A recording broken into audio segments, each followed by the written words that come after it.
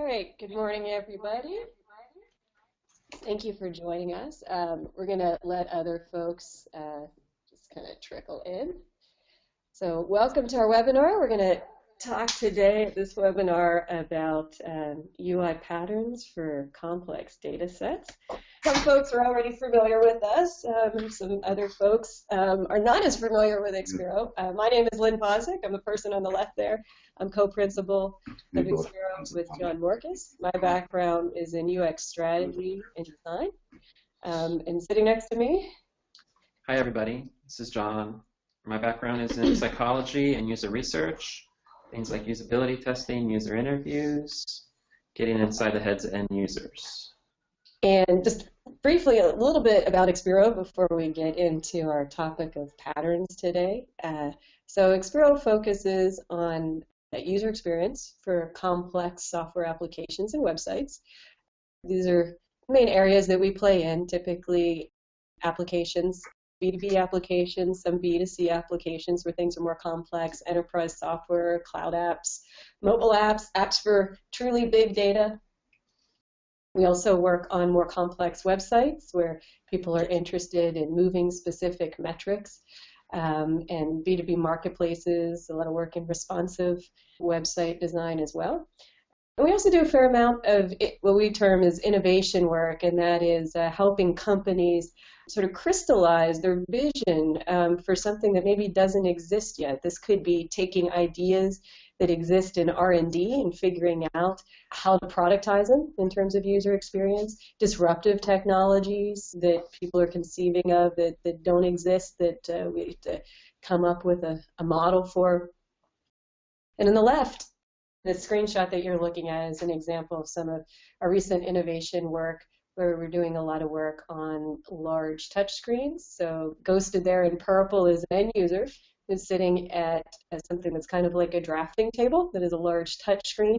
And there is no mouse, and they're interacting with the software using primarily their fingers and interacting with it using what we would call gesture chords, so a combination of fingers to have a more natural experience. This can work really well in some industries where the information is highly visual, you're dealing with repetitive stress and things of that nature.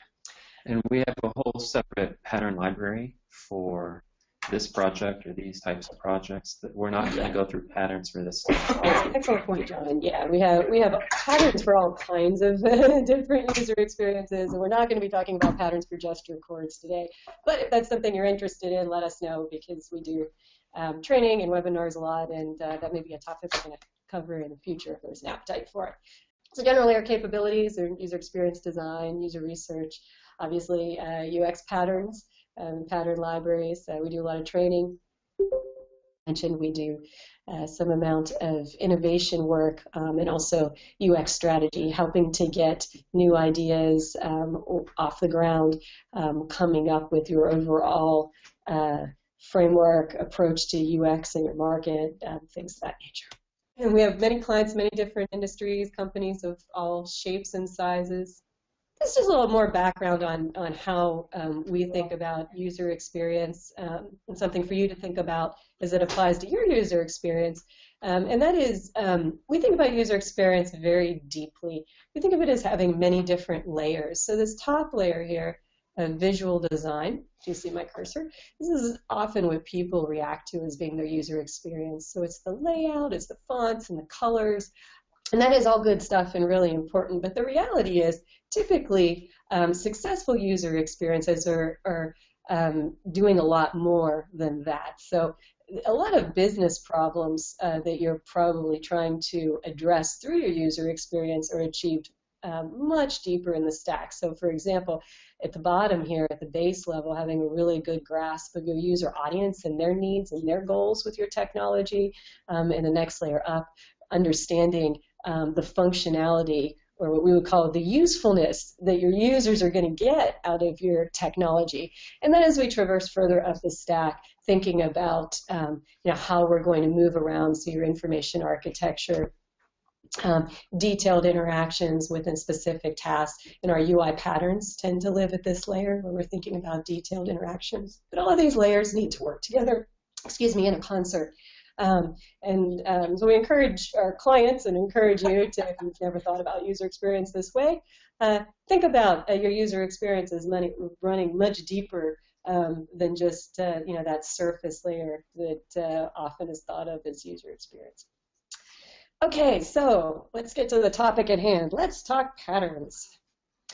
So some of you may already have a pattern library. Some of you may be thinking about moving to a pattern-based approach. If you already have a pattern library, hopefully you'll leave today with some new patterns you can add to your library. And if you're new to patterns, we're going to tell you a little bit about what it means to have a pattern-based approach and show you some examples of different UI patterns.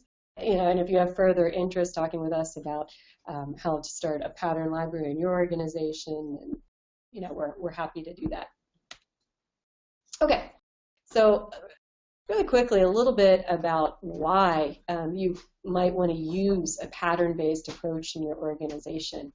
There are lots of many good business reasons, actually, to use a pattern-based approach, not just usability and design reasons. One of the number one things that it can do, it can actually help increase the usability and the user adoption of your technology. So using patterns, designs, we'll show you some examples that are battle tested over time. These types of patterns become very familiar, very predictable, very comforting to users. And so it typically results in increased usability, and then users are very familiar with your patterns and the consistency in your approach, and so it also increases your user adoption. One thing that we found on a project with Ford was that when we adopted a pattern approach in our user-centered design process, that we were able to double their lead conversion. So lead conversion on their consumer website increased 100% once we included some patterns, for example, for help in context and some other patterns around searching. And before that, it was really a free-for-all, and there was a lot of inconsistency in the user interface. We got Ford to agree to let us try it out, and it worked out really well for them. And then there's some other reasons we're going to be talking about as we go through. We're going to talk a little more detail in a minute about how they can help improve communication across disciplines. There are also pattern libraries are great at sort of keeping the knowledge in the building. So people retire, people leave. Many of our clients are trying to address a workforce that is retiring and maintaining that knowledge in the building. And pattern libraries are one way to help maintain some of that UX knowledge and all those gains there and keeping it with the present team. By using a pattern-based approach, we can be more efficient. We can help to expedite prototyping. If our pattern libraries contain code, they can help us to stop reinventing the wheel, improve the quality of our code, and have less sort of interpretation that happens on that coding step, and we'll talk more about that in a bit. And overall, you can get a great maturity boost by benefiting from the prior work, the design work, and the testing that has been done on these patterns by starting with a well-known mature pattern. Even a new product gets a nice boost out of the gate. And we have a blog post that goes into more detail on all 8 of these items. The link's right there. So if you could just go to the Xpero website and look at the blog. And this is one of the more recent posts. Okay. So a little quick background knowledge you can use to impress your friends at cocktail parties if you want to talk about work. That is Christopher Alexander. He's sort of credited with being the father of pattern language, and not UX pattern language, more related to software engineering. He was actually an architect, not a software engineer, but many of his theories on patterns and how patterns are applied to city planning, architecture, social and economic structures served as a basis for many concepts in software engineering that are pattern related, where you're taking certain concepts in it could be in the code, for example, and you're reusing those. So if we distill down a lot of the work that was done by Alexander, it looks something like this, where he's talking about large-scale regions where there are lots and lots of people, and within those larger regions you can notice patterns. So it could be patterns that are derived from people that share a common work that they do. It could be certain subcultures that exist within a city. It could be social structures. So there are a certain set of patterns that you notice at this larger scale. And then at a smaller scale, if you get outside of these cities, you have smaller communities and smaller boundaries, all the way down to individual dwellings and how the architecture is influenced by the individual dwellings. So if we take his work and we apply it to UX and borrow it the same way that software engineering did many years ago, it starts to look something like this, where you think at the highest level we have information architecture, we have interaction patterns, which we're going to look at here in a minute, and then we have individual interactions within those patterns that represent sort of individual things that users want to do. Okay, so if I say wizard, and I don't mean Merlin or pick your favorite Lord of the Rings, think software wizard. Probably all are getting a picture in your head. If I had you draw out that picture, I bet a lot of our drawings would look the same. It would probably be a box with some content, some buttons at the bottom that say next and back and cancel, and basically we get this image of, all right, there's some sort of linear progression we need to guide a user through when we say the word wizard, right? Well, we didn't draw a single wireframe, and you probably had this picture in your head, and I bet our picture would have been pretty consistent. That's very powerful.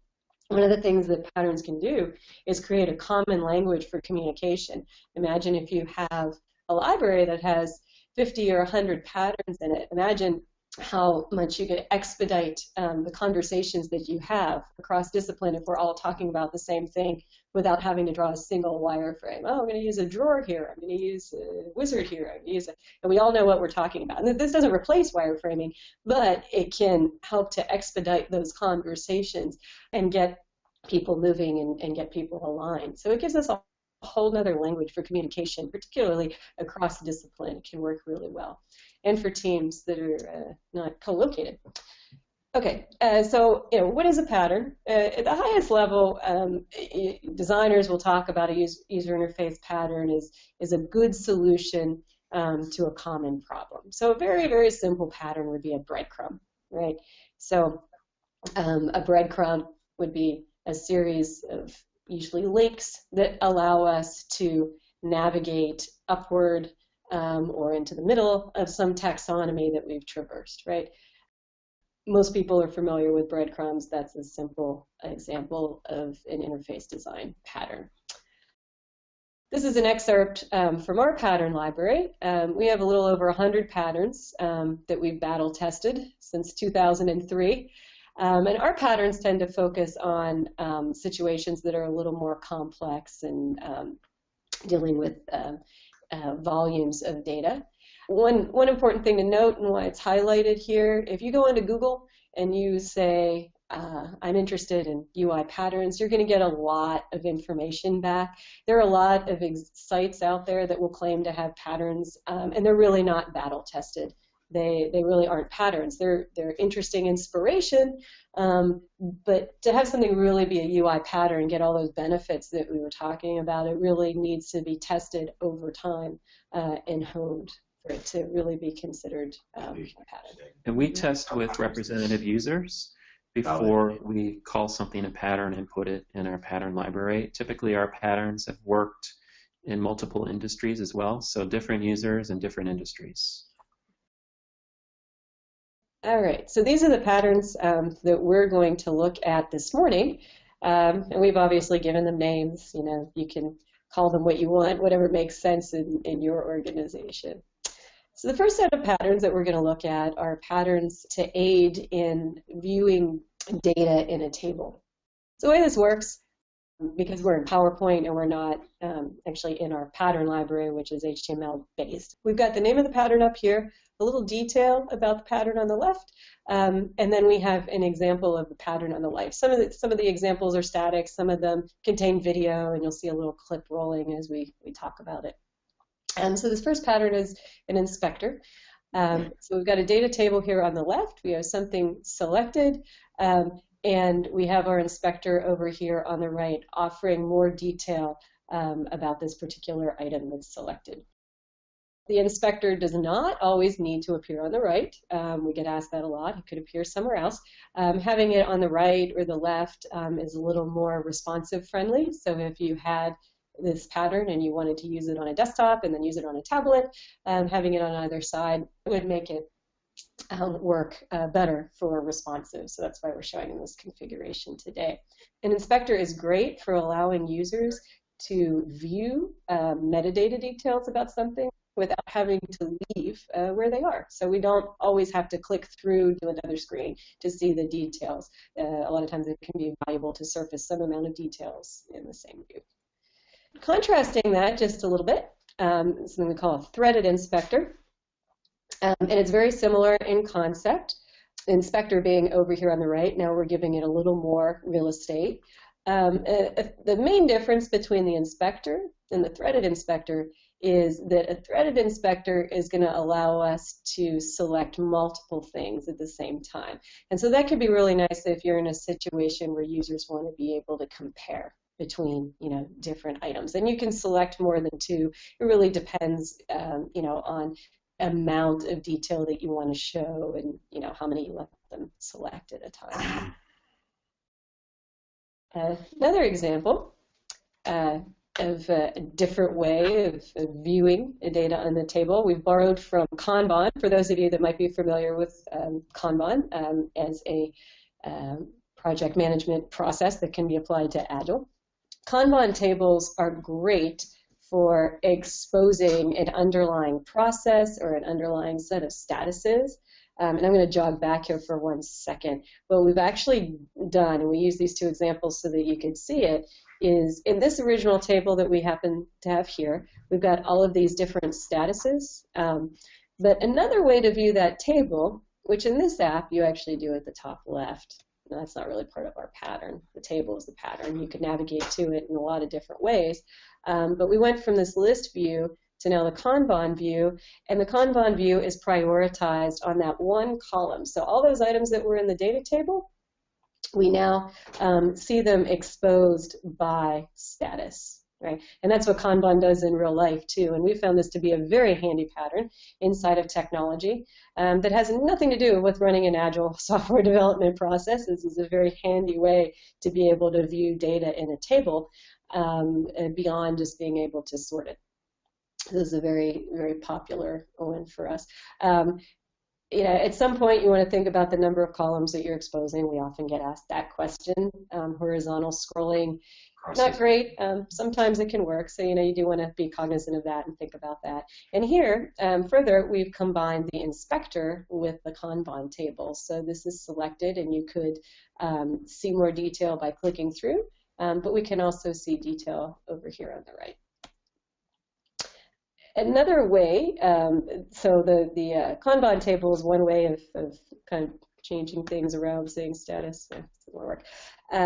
Another way of sorting and sifting, that's kind of an oldie but a goodie, is column filtering. For those of you that might be Excel mavens, you probably do this a lot in Excel. This can also be a very powerful tool in your apps, and there are many industries where users absolutely love this pattern to be able to quickly sort on a particular column. I'm going to go to the next slide. So this gives you a sense for the behaviors of sorting on a column. So in this particular example, we have an icon that we click on, and for that column header, and it's exposing different things that we could filter on in that column. In this case, we're going to filter on a document type, and so now the data table has been filtered by that particular document type. So, a couple caveats when you're applying this pattern. This example we have here is a nice, clear example for showing you, column filtering. There are lots of different ways to display this. In this example, they literally have a filter icon that might or might not make sense for your users. It really depends. You would need to test and see what resonates with them. The key is consistency. So if a column is filterable, you want to have the same visual cue to indicate that. Right? Also, Many of the things we work on, we don't actually list the contents by which a column is filtered. We simply, in a binary way, indicate to the user that filtering is happening on this column, and maybe you could hover over it or tap on it in order to see the contents by which the column is being filtered. Because users will often like to apply many different filters, and these little columns can get overloaded really quickly. But very powerful pattern people like a lot.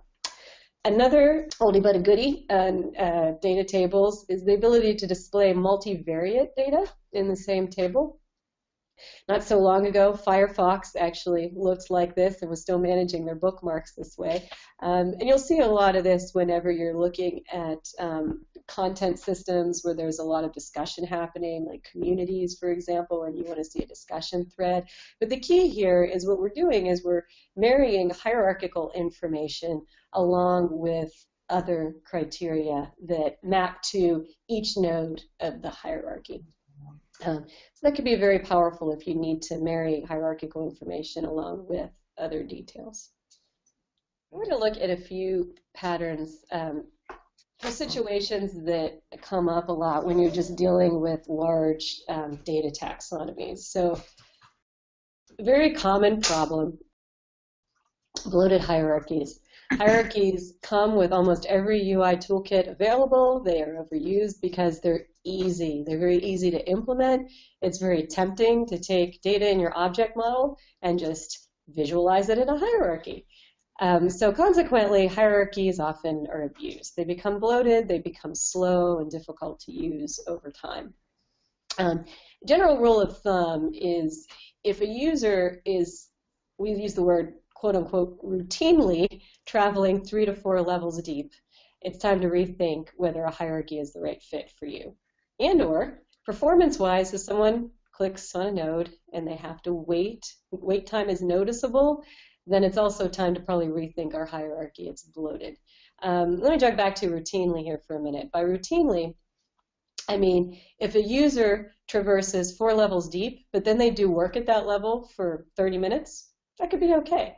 If they traverse 4 levels deep, do something for 30 seconds, and then have to go somewhere else in the hierarchy, go 4 levels deep, do something for 30 seconds, and rinse, wash, repeat, you get the idea.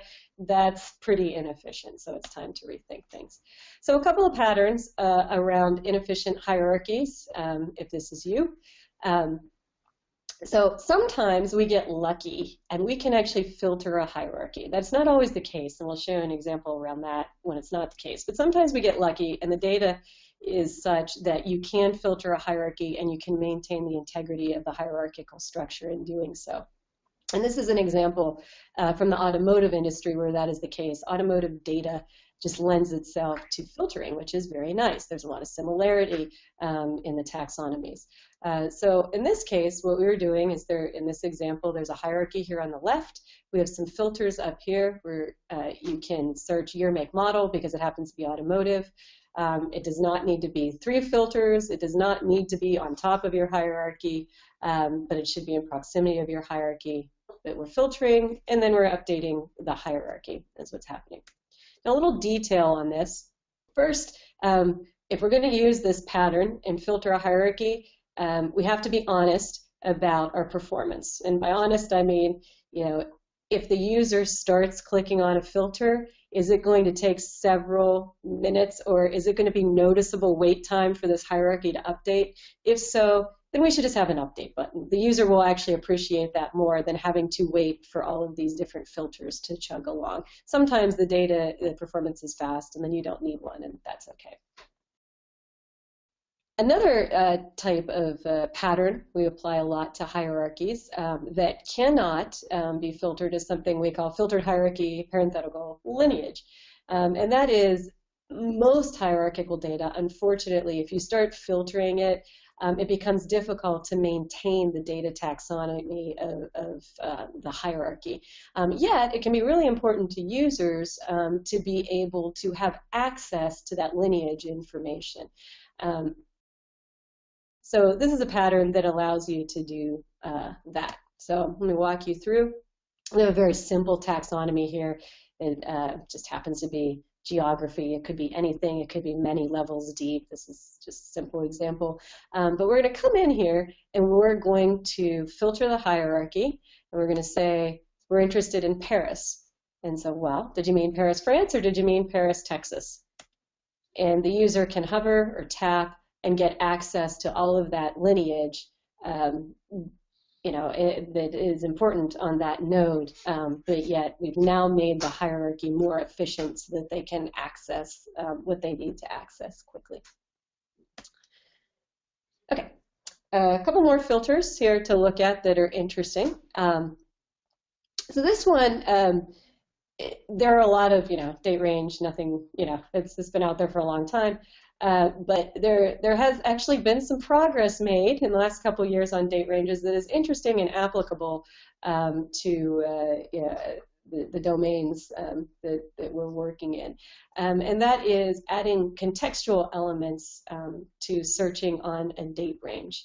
And what I mean by that is this guy over here.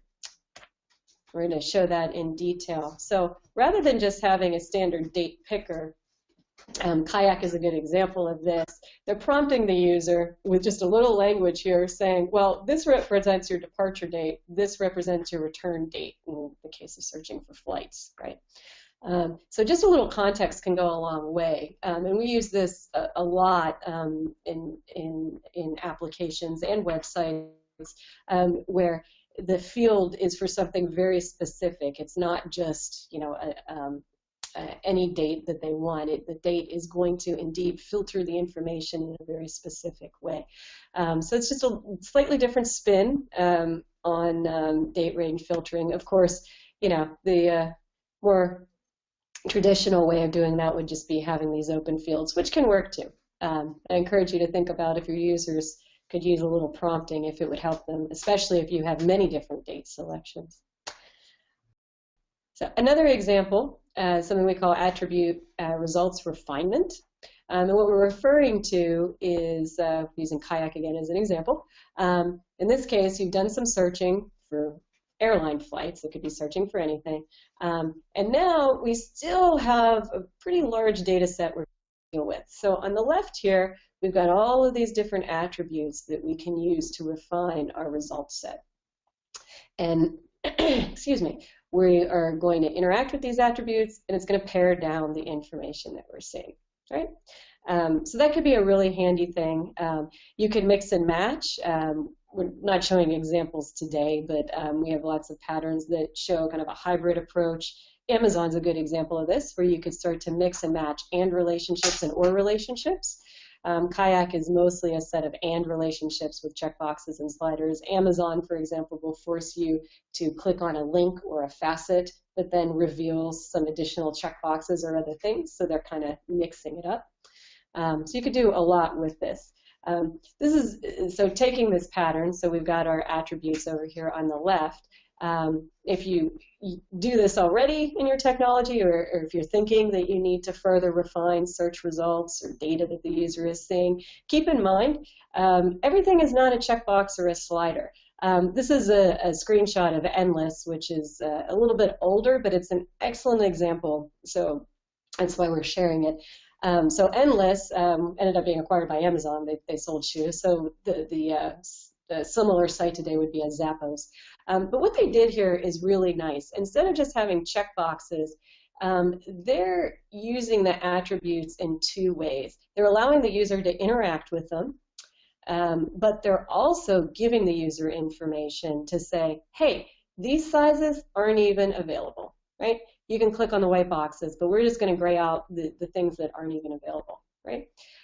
So it's nice because they operate at two levels, and that took a little more thinking than just throwing some checkboxes on the page. So if you're going to use this pattern, I encourage you to think about the type of data you really have and the relationships of the data and what would be most useful to your users. Don't just assume everything is a checkbox.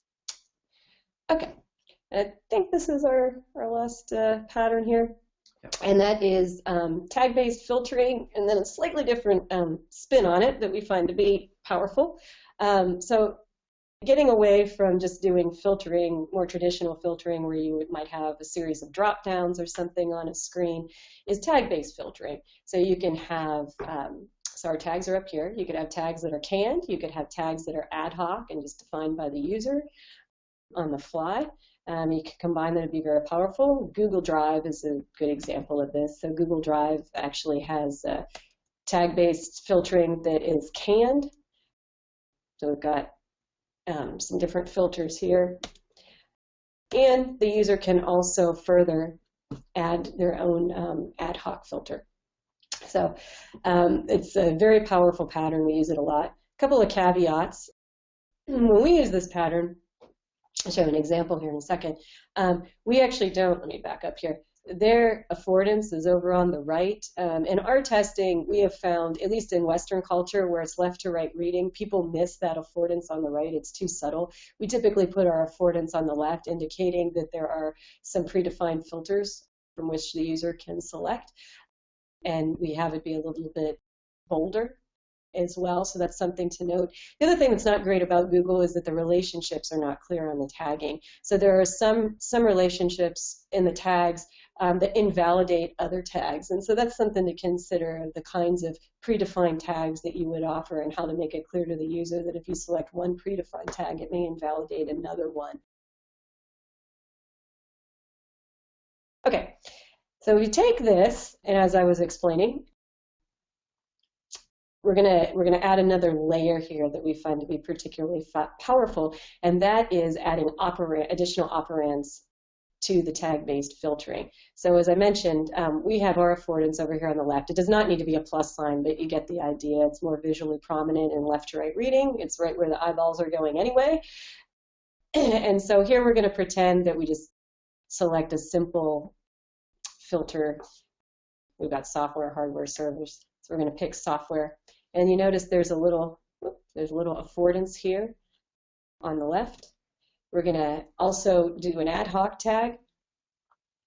So we'll pretend that we're searching for Oracle. It's doing a nice little search suggest for us. We started to type in Oracle, or what do you mean?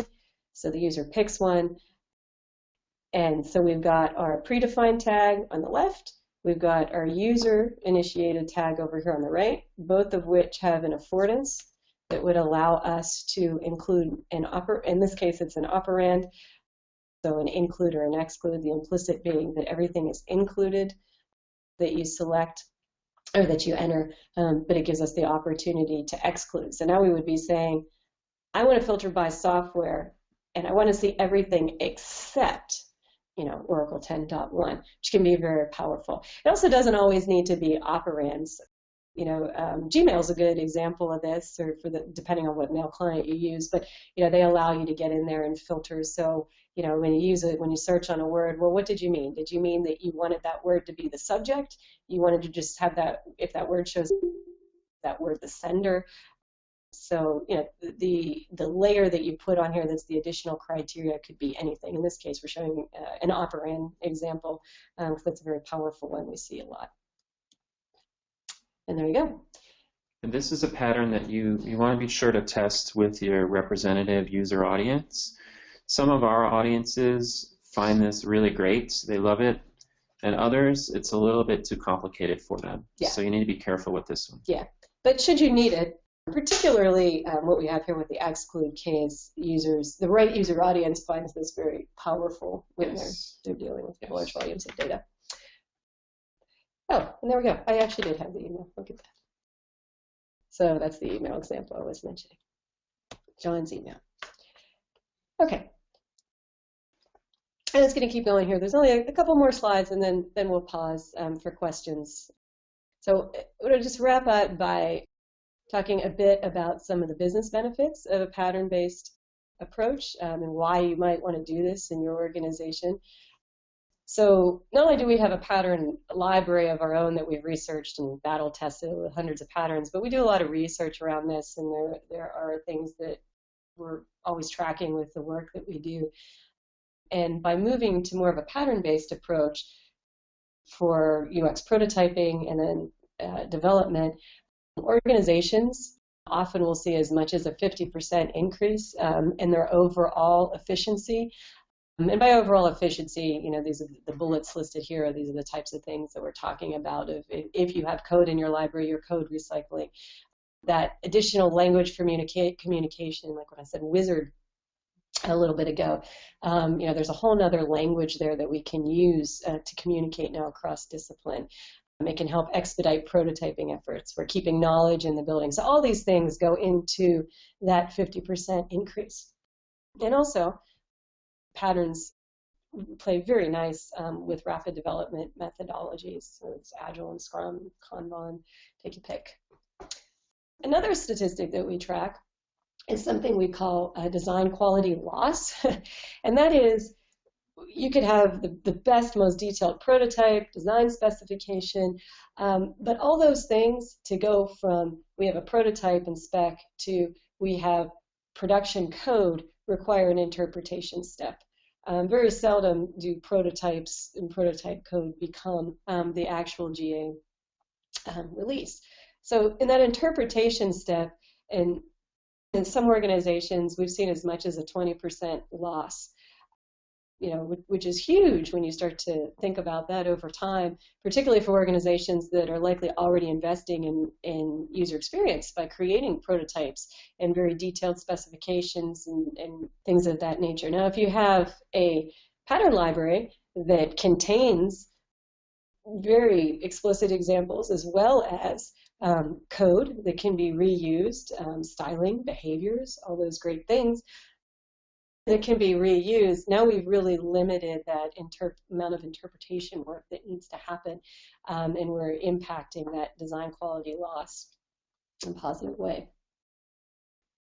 Another thing that we get is an instant maturity boost. So we talk about the patterns being battle tested, and good pattern libraries are exactly that. The patterns are tested over and over again with lots of different kinds of users. And so even new products and websites get the benefit of all of that work that's gone before them, right? So you get a nice instant maturity boost, allowing you to achieve things in a shorter period of time that you normally, may never get to address. So, and finally, this is a future webinar in and of itself. But as we mentioned, if you don't already have a pattern library, we work with companies all the time to help people move to a pattern-based approach. And these are some of the types of things that you want to think about if you're considering moving to a pattern-based approach, or if you would like to, maybe expand your library to other disciplines in your organization, if you already have one. And at a high level, as I mentioned, there's lots of details going on with all these. This is a separate webinar, but at a high level, these are the things you want to do. You want to be able to determine what the goal is of your library. Is the goal to have patterns for prototyping? Is the goal to have patterns for production and have it house code? Based on your goal, you have to put the right people in charge. A library that's just used for prototyping requires different leadership than a library that's also going to house production code. You need to think about your process for something becoming a pattern. How do you identify something as a pattern in your technology and in your designs and harvest that? What's the process around that? What's the process for people contributing, their pattern ideas? We often get great ideas from front-end developers that we work with in organizations who are regular contributors to pattern libraries. They're not UX people at all, so it's great.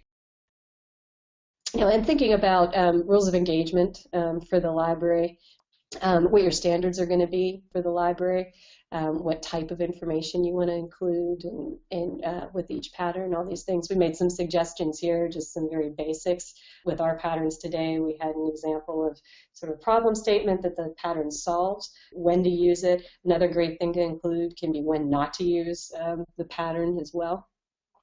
John, do you have anything to add on these? Yeah, if your organization has a style guide, then you're very familiar with what the process would be like to create a pattern library. It's pretty similar. There are a lot of similarities.